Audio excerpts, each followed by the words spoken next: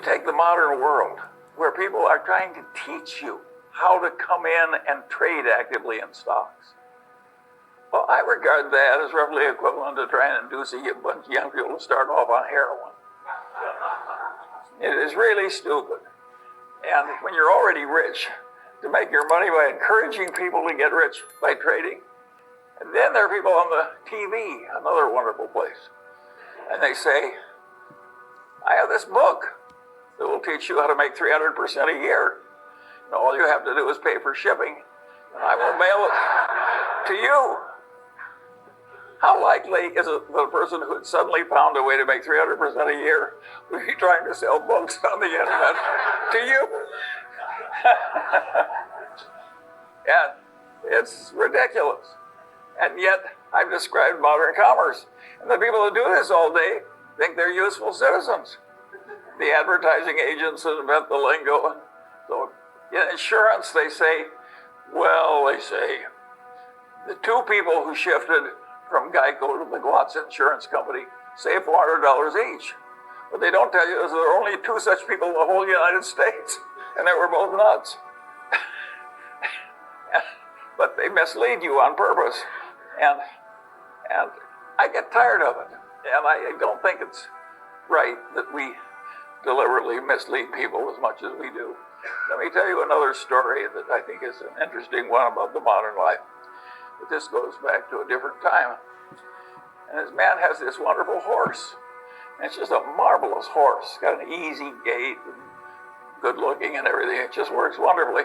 But also occasionally just gets so he's dangerous and vicious and causes enormous damage and trouble and breaks arms and legs for his rider and so on. And he goes to the vet and says, what can I do about this horse?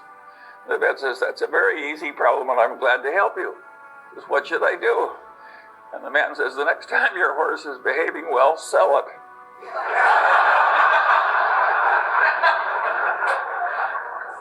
Well, think of how immoral that is. And haven't I just described what private equity has to do? When private equity has to sell something that's really troublesome, they hire an investment banker. And what does the investment banker do? He makes a projection.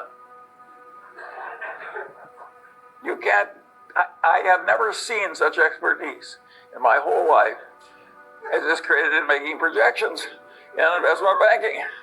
There is no business so lousy it can't get a wonderful projection. But is that a great way to make a living, to have phony projections and use it to make money out of people you look right into the eyes of? I would say no. And by and large, Warren and I, we never tried to make money out of stupidity of our dumb buyers. We tried to make money by buying. And if we were selling horse shit, we didn't want to pretend it was a cure for arthritis. And I think it's better to go through life our way instead of theirs. I think it's always been this way. I think there's always been chicanery. Think of the carnivals of the carny operator. Think how much trickery there is in a carny operation. And people just seek out the weaknesses of their fellow man and take advantage. And you have to get wise enough so you avoid them all.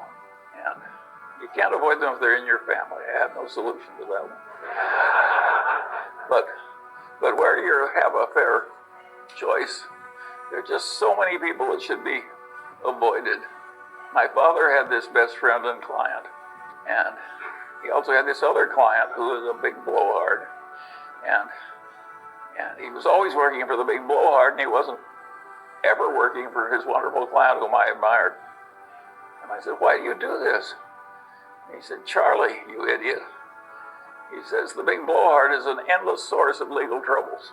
He's always in trouble, overreaching and misbehaving and so forth. Whereas Grant McFadden treats everybody right, the employees, the customers, everything. He gets involved with some psychotic, he walks over there and makes a graceful exit immediately. So a man like that doesn't need a lawyer. And my father was trying to teach me something, and it really worked. I spent my whole life trying to be like Grant McFadden. And I want to tell you, it works. It really works. Peter Coffin is always telling me if the crooks only knew how much money you could make by being honest, they'd all behave differently. Warren has a wonderful saying I like. He says, you take the high road, it's never crowded.